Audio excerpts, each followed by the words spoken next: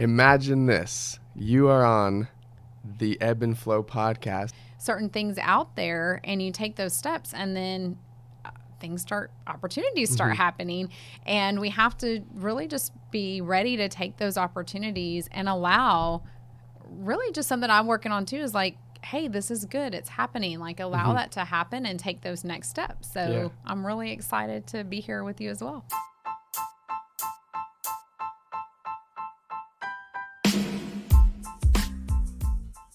Ebb and Flow inspires persistence and determination during the rhythmical patterns of decline and regrowth in life.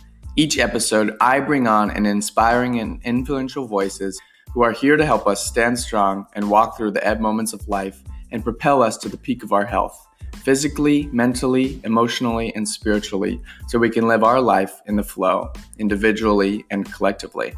This includes strategies, habits, routines, focus tricks, questions, and much more that we can use to live our life in the best way in order to maximize our service to others. Thanks for joining me today. I hope you're as excited for the Ebb and Flow podcast as I am, but to make sure you don't miss any episodes, subscribe now on any stream, check out YouTube, or visit solomonezra.com to learn more. First episode, you really kind of open up and tell a little bit of a story about yourself, but as coming onto my show, do you mind giving a little rundown about yourself, how you got into health coaching and podcasting and everything that you're doing now, including, you're very open about your family as well? Okay, sure. So I started as a blogger 9 years ago, really as a way just to connect with, I had three girls, 5 and under, and I was really just lost myself in motherhood, and I needed that connection and felt really isolated for some things I was going through. So that's how I initially started. And then as seasons of my life changed, and then podcasting, I learned about podcasting, I found that I wanted to share a more intimate way with people about holistic health and my experiences. And I also wanted to receive the feedback and see the impact I was making. So I've had my podcast for going on a year now as of next month. But going back to some of my story that I share in there, and I go into more detail in episode 1 of my podcast, but really in that rock bottom moment, I just said, I'm lost. I reached out to God, and I just started showing gratitude for I have a safe place to live. I'm alive. And I think a lot of times until we're in those moments, it makes other things seem so bad, and we take those other things for granted, right? Because even then I was safe. I had food. I had so much more than other people have. And that just kind of brought me on a path to really looking into gratitude and health in a different perspective. And I did end up marrying, and I shared this in my episode as well, but a man that I'd already known, and he's wonderful. And along that, after being married to him, I just started saying, okay, now I'm safe. Now I have this great relationship, right? Now I have these beautiful children. I'm financially secure. But now why am I still, am I just ungrateful? What's going on here? And then I started just looking into more things, and holistic health came about. And that is really saying that all areas of your life are interconnected and they affect the other. So I like to say whole health is more than chomping on greens and looking hot naked, although those are bonuses, right? It's not just what you look like and being fit. It's all those areas of your life.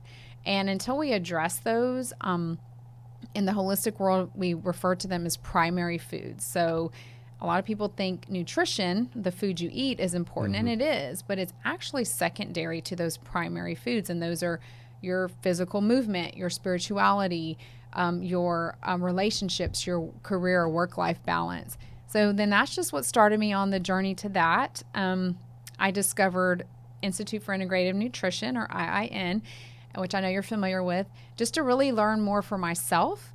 And then I started just helping others. So that's what's kind of, in a nutshell, has brought me to this, and sharing those experiences, which are difficult to share, but the impact that I see that I'm having and the feedback from the people, especially the women that I'm hearing from, lets me know that I'm in the right place, and I need to continue to push myself out of my comfort zone to make that impact. Yeah. So Thank you very much for Yes. sharing. Before we dive into kind of the different primary foods, I want to hear more about the kind of intention, I guess I would say, like your story and a lot of other people going into health, holistic health, kind of like myself, and the certification that I did, Institute of Transformational Nutrition. It's, they're very common and very similar. It takes a lot of experiences or kind of rock bottom moments for someone like the founder of the ITN, Cynthia Garcia, to go down that path and really, go after courage and start something like that. And like yourself to, you kind of broke through everything to kind of start looking for things to be grateful for. And it happens to like a lot of us. But what kind of intention really drove that in that moment that got you back on track to start building up things, learning some more things, surrounding yourself with more primary foods, if I can say that correctly, and just really spark that kind of fire of gratitude. I guess I could say, gratitude is a little bit of a fire that lights you up and gets you going. Was there some kind of maybe voice or some kind of sign that kind of lifted you up from that rock bottom moment? So going back to that rock bottom moment of when I had left that relationship, I was living back at my mom's house, and I always think of this this image in my mind. Here I was back in the room that I grew up in, right, my childhood room. I was one of the first to graduate from college in my family. I was Miss, beauty queen for Miss Corpus Christi. I had a college degree, so I had these things. And then to go from that to, I left with $50, and by then I'd spent the $50. It was humbling, it was embarrassing, and I just can picture myself really like just in the fetal position, just bawling in this room that I grew up in, and at this rock bottom moment. And that's when I felt God's presence. I felt God saying, like, I'm here with you. It's going to be okay. And it's so hard unless you're in that situation, in those moments. We can talk about a God. We can say what, things that we believe, but it's in those moments that he really does reach out to us and speaks to us. And I've said before too, on my podcast, I don't consider myself quote unquote religious anymore. I feel like it's that relationship. It's not about just rules and different things. It's really getting to know God and what that is in your life, right? So that is really what sparked me, and it kind of woke me up and said, basically, stop feeling sorry for yourself. Yeah.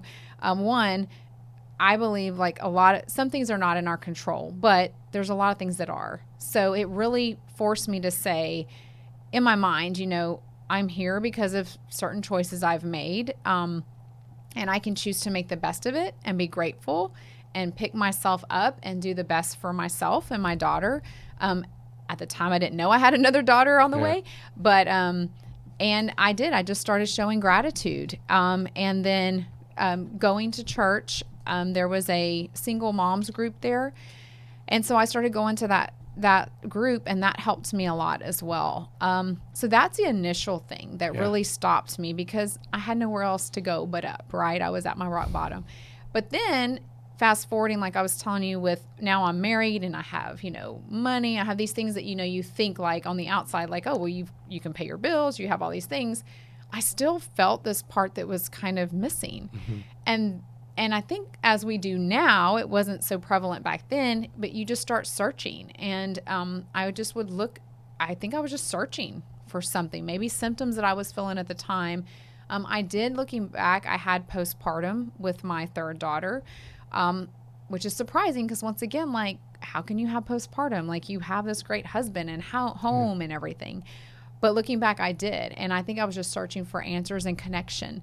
And that's what led me to, that's when I discovered GMOs, which are genetically modified organisms, and started looking at the effects of food and chemicals on your body. Mm-hmm. And that just sparked something in me like, oh, maybe this has something to do with my mood. There is that food mood connection. And then I just started thinking, okay, well, if I can learn more about this and how to, take toxins and chemicals out of my, lessen them, maybe the way I'm feeling, this way won't be as bad. And then I just started learning how the gut brain is connected and it all goes together. So that was really what kind of sparked that part once I'd already gotten out of the rock bottom, but then I wanted to thrive, right? So who wants to just get by? Because we're not meant to do that. We're meant to thrive in this life and live that life abundantly. So that's what led me on my journey. And then I found IIN, and it's just grown from there. And then you want to tell other people about it, Absolutely. Right? Because you see the change it's made in your life. And you get to learn more. And you're learning more, and you learn from other people as well. So that's awesome. Yeah. So so you came across IIN, you started learning IIN, and I'm sure it covers, the nutritional side of food, but also the psychological and even towards spiritual side as well. I'm asking also because in ITN it covers those.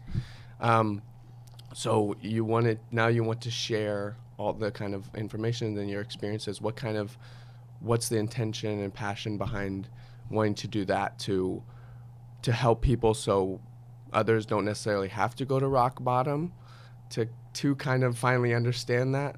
It's like other kind of also, I think some spiritual teachers will even, mention that for some people it'll take some like harder experiences for us to kind of, wake up, whereas others maybe, a breakup or something. Yes, and I was talking about this with actually my friend this morning I was walking with, but what I want to do is, and we all do this in different ways, right? We're planting those seeds. And a lot of times, I don't know if you've ever been where you've like heard something and you're like, oh, okay, that sounds cool. Then you kind of forget. Yeah. And then you hear it somewhere else and you're like, oh yeah, I've heard of that before. But then you might hear it that third time and you're like, okay. I need to listen. And now you can listen and you can apply it. So I really believe that if we have information, we have a voice and message, we need to share it. Now, that person may not, that one interaction with me may not change them right then, but it's going to plant that seed. And then when someone else comes into their life and they hear it again, that might be when they take action. So that's and I also have a mission to inspire women who've lost themselves in motherhood or their career. Because once again, that's how I felt I was. And I think a lot of us are missing out on the fullest potential that we can live because we're just getting by. And the thing is, a lot of times we don't know what we're missing until we experience true wellness. And I think that's what a lot of us are going through. We're not really clinically sick, or have a disease, we're not at dis-ease, but we're not experiencing true wellness. And I just want to plant those seeds and impact the lives of those that need to hear that message at the time. Awesome. So let's dive a little bit into kind of the primary foods and then the topics of your podcast. Looking through and kind of listening through the different ones, I love how, each one, I mean, a lot of them are also very geared towards women and, and then other ones towards like sex and even poop and sleep and all the way to things like daily habits, like the latest one I think I listened to was about gratitude, and I also did like a little bit of an episode about that, but you dove into, first thing in the morning, and it was like really cool because I also do this is I write down my dreams and then get to something to be grateful for. Can you share some, in addition with those maybe habits, choices, some more? You could consider that a primary food, I guess. It's feeding the soul a little bit. Yes. Could you share some of your primary foods, some about your topics as well, and then different kind of daily rituals that you get into? Okay. So I really, going back to pushing out of your comfort zone, I wanted to do this podcast to make a bigger impact, and to going from a blogger to podcaster. I thought it's just more intimate when you hear someone's voice. It's easy to consume. You choose how you want to consume when you want to consume the content. So I thought I'm just going to start, off the bat. Like it's a lot of subjects that are taboo or it's uncomfortable, but I'm just going to go big or go home. So I started with sex and sleep, how to get more of it, because I thought that's what a lot of people either they're lacking or they want more of. And it is such a big part of our health. And I think there's so much shame around it that doesn't need to be there. Why is that? I think it's a mix of things. We're not talking about it growing up. And some people do. Some cultures more than others address it. Or the education of it is a lot of fear-based, like don't get pregnant or get diseases, Well, yes, that's true. But then we grow up and get married, and now we're just supposed to have this wonderful sex life, but we don't really know what we're doing. And then a lot of people, they'll maybe look to adult sites or porn or something, and that's their view of it. And that's not sex, that's entertainment. And now you have all this other stuff to deal with. So I want to that's what I do. I talk about, sex and sleep. If you don't get sleep, it messes up with your hormones and your sex drive, and you have low energy, and it's all interconnected. I like to talk about things that embarrass me and other people because I feel like a lot of times if someone brings it up, then we're like, oh, okay, you're giving me permission. Like we can talk about that, because think about it. A lot of times as kids, that's potty talk, or you're not supposed to talk about it. So I just have, an episode called Constipation. Are you full of it? And I talk about poop protocol, and I'll say, hey, y'all, I know y'all are probably on your device listening to me taking a poop, but don't do that, So I just try to make it funny or fun, because it is a hard subject. I did a series which was very popular, called Love Your Labia. And I just go through, like, these are your body parts. Women, like, we need to know them. I mean, there's women that are grown and have children, and they don't know the right body parts. And just kind of talking about those things that are uncomfortable, but they are affecting us, and they're affecting our marriages. And even if you're not married, just the way you're looking at yourself. So those are just gut health we talk about. I try to take topics basically that people are struggling with but not talking about, and I approach it from a holistic approach, if that helps. Yeah. And just really candid conversations, just like you and I. We're just friends talking. And that's what I hope to get across, and open that up so where people can start, this is something that's okay to talk about, and then they can open up to, if they're in a relationship, to their partner, or just family and friends about it. So awesome. I had a thought come up that it kind of goes back to what we were talking about earlier, but what would you say was like the initial spark to going on this whole journey? Would it be like the nutritional changes? Because I mean, we can see now, how when you started also eating better, started feeling better, and then you also could listen more to that inner voice. But would it be like that, or like what do you think is the initial spark? Because maybe that initial step could help other people, like your listeners, my listeners.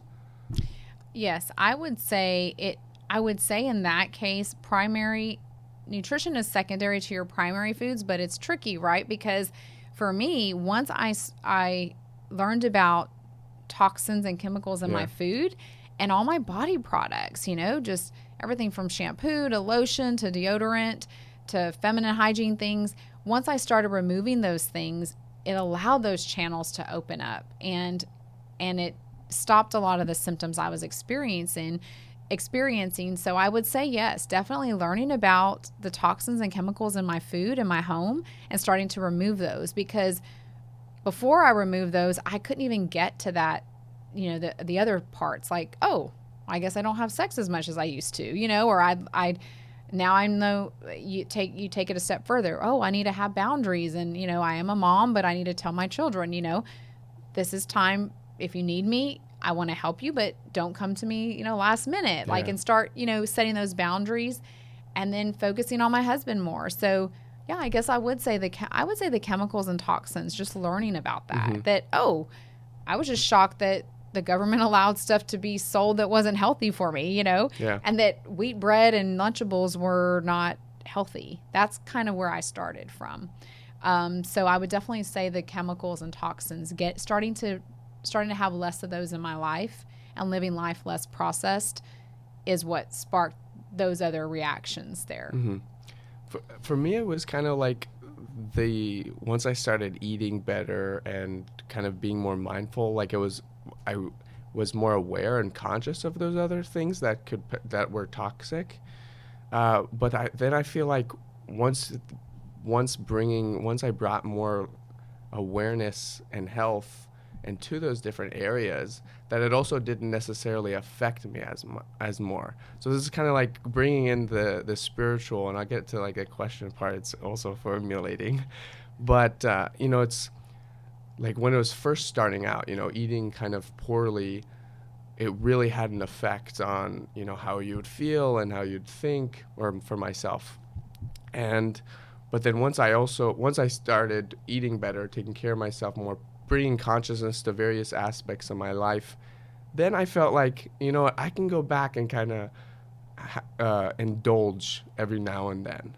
And it didn't affect me as much, because then I also finally kind of understood how my brain is working, how my thoughts, that I can control the thoughts and different kind of things. What's your kind of like thought on that? Because on a spiritual side, we don't necessarily want to, label a food allergy or something like that. But there is also the kind of physical part. I would definitely agree with that, because I'm not 100%, and I say this on my things, I'm not 100% unprocessed, even though I'm unprocessed Jess. It's really more living life less processed in all areas of your life. But now I can, just like you said, I can go back and I can have, a donut, or I can have, fast food or something without, and then bounce back. It's not affecting me because my gut health is strong. And I also don't beat myself up over it and say, oh my gosh, I had this.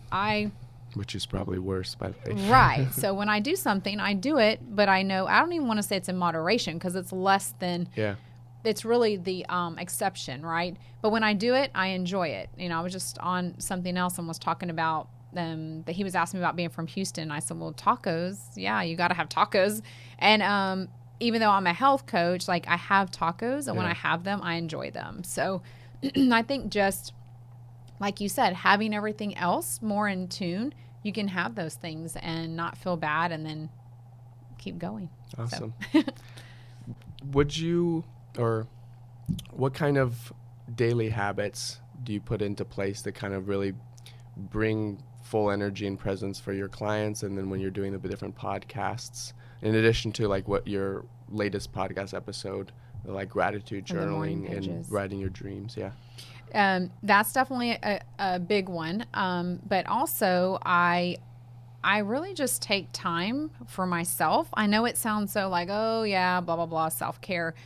But now I'm to where, especially as a mom, and I've talked about this to a friend just recently, we become moms and we think a lot of times, not everyone, but, oh, well, I can't have fun now, or I can't be a sexual person now, or, oh, I need to do this and I can't miss one thing for my children.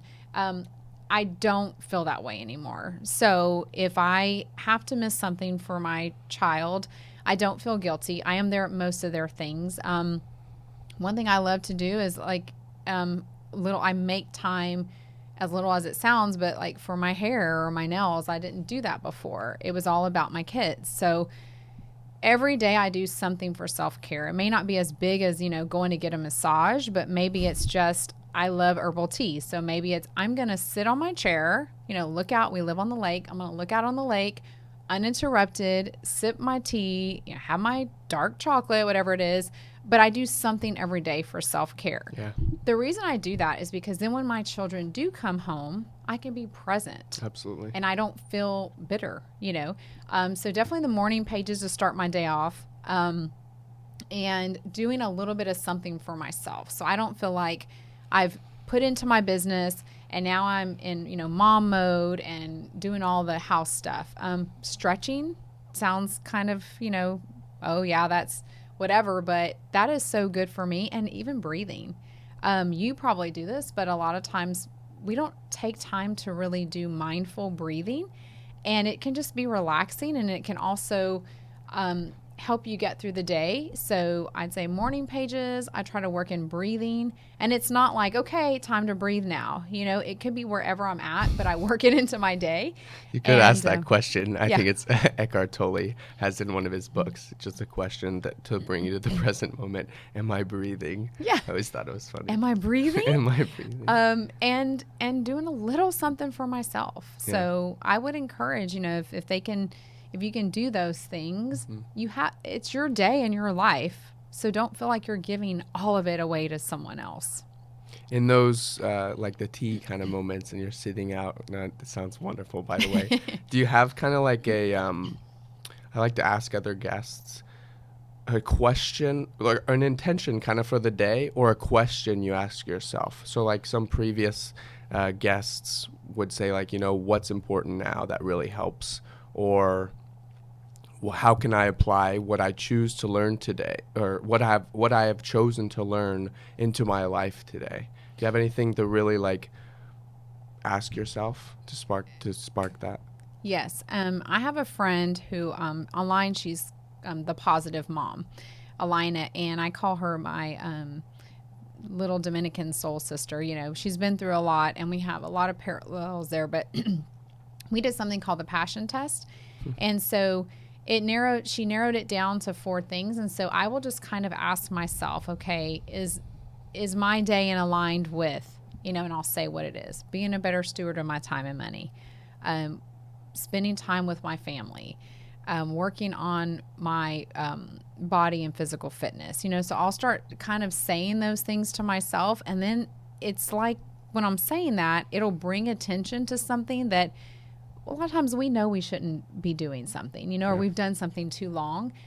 Those things will come to mind, and it'll show me whether it's a project or something I was just spending my time on. It'll bring that to my attention that I don't need to do that anymore because it's not in line with my passion. Or yes, and it'll give me affirmation that what I'm doing is right. So I may not always, sit there and read those things, but those are going through my mind back to that has really helped me say, is what I'm doing being a better steward of my time and money, growing closer to God, spending time with my family. And so that's really helped me a lot. Just keep me on track, because people want our time and attention, and there's so many things we can do. We have to be very intentional that it's what we're called to do at that moment.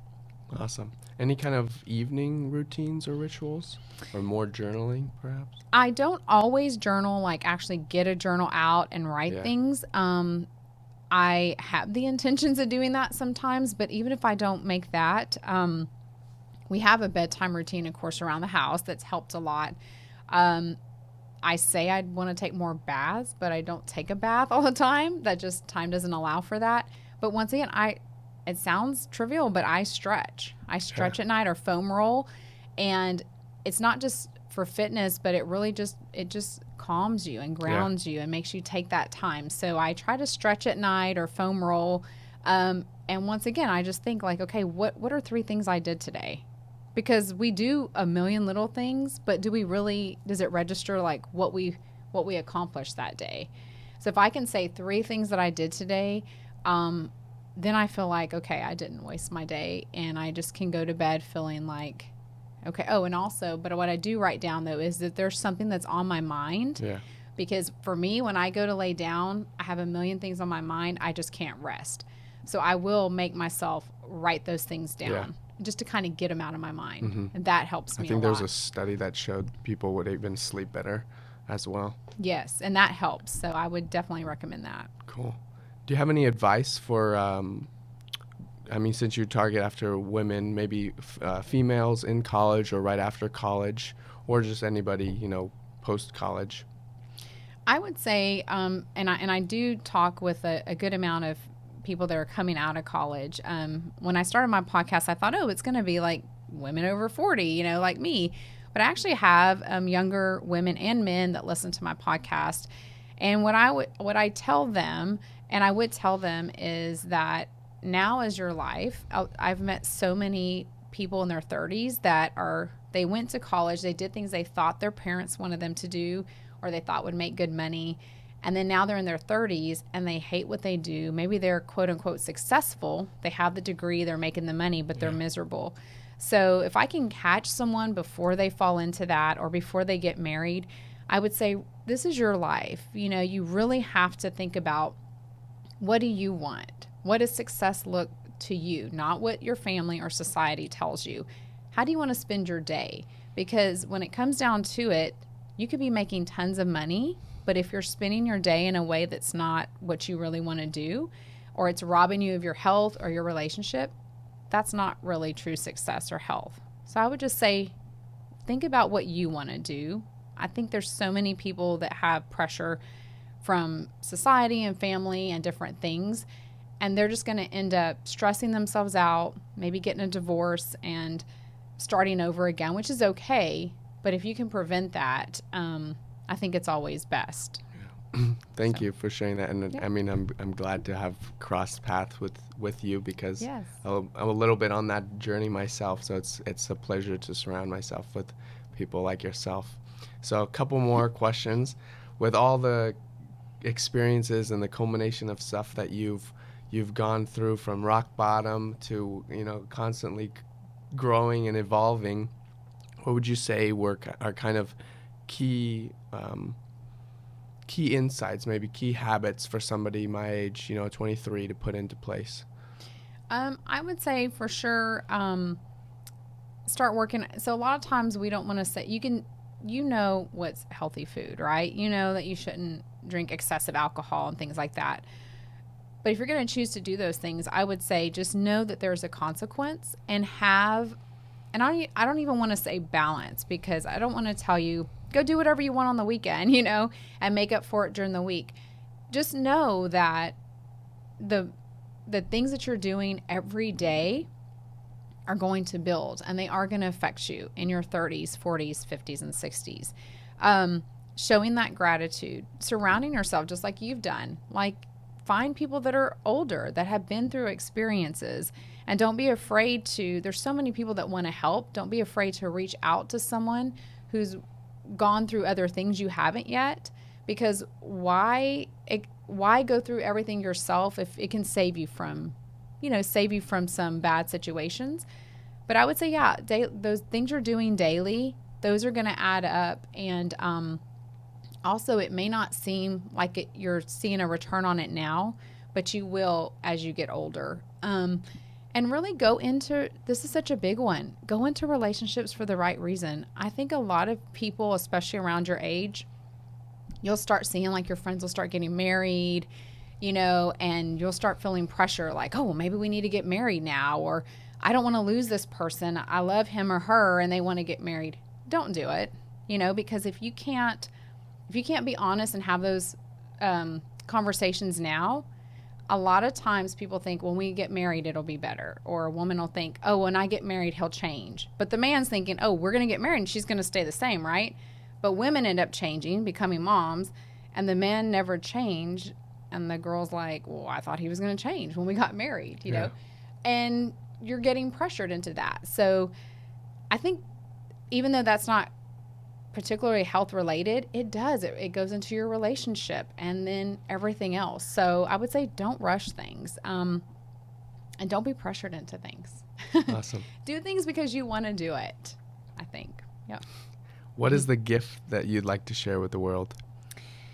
The gift I'd like to share is my voice. I think that's been my gift, because I'm coming from a place of trauma and hurt, but also love and growth. And I just want to continue to share that. It was really ironic that I lost my voice when, here in Houston, as you know, our pollen was crazy, right? Yeah. I'm usually not affected, but this was, I guess, last month, I lost my voice for almost 6 days. And it showed me how powerful my voice is. So I don't know if that was a lesson to say, hey, you have this thing, use it. But that's what's been calling to my attention is just my voice. So. Awesome. Well, thank you very much for taking the time to sit with me and let me use this, incredible studio. Perhaps I'll move to Houston and come here as well. Solomon. Come Awesome. on. We'd love to have you. Thank you.